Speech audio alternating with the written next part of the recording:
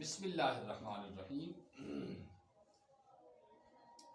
الحمدللہ وکفا وسلام علی عبادہ الذین اصطفی۔ پہلا سبق، علم صرف وہ علم ہے جس سے لفظوں کی گردان، صیغوں کی پہچان اور ایک صیغہ سے دوسرا صیغہ پڑھنے طریقہ معلوم ہو۔ تو اب علم صرف کی کیا آ رہی ہے؟ تعریف آ رہی ہے، جس سے کیا ہو دپا یم سیتن اس کیا ہے کو لفظن ہے کو گردان کرت بے سیغ ہے کو پہچان سیغن ہے کہ پہچان گژھت بے یتھے پٲٹھۍ اکھ سیغ بنو اس ام نشن بیاکھ سیغ اکھ ورب بنو اس بیاکھ ورب کتھ کن بناو یہ کم سے لگ پتہ یہ لگ سے امی سے پتہ کم سے علم صرف۔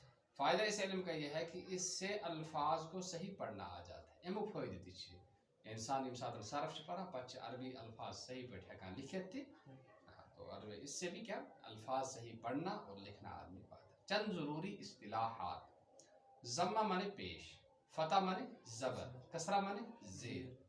زیر کو کہتے ہیں مضموم، مضموم پیش والا حرف، مفتوح زبر والا حرف، مکسور زیر والا حرف۔ تنوین دو زبر دو زیر دو پیش کو تنوین کہتے ہیں۔ حرکت زبر زیر اور پیش کو کہتے ہیں۔ متحرک وہ حرف ہے جس پر کوئی حرکت نہ ہو۔ حرکت زبر زیر پیش کو کہتے ہیں۔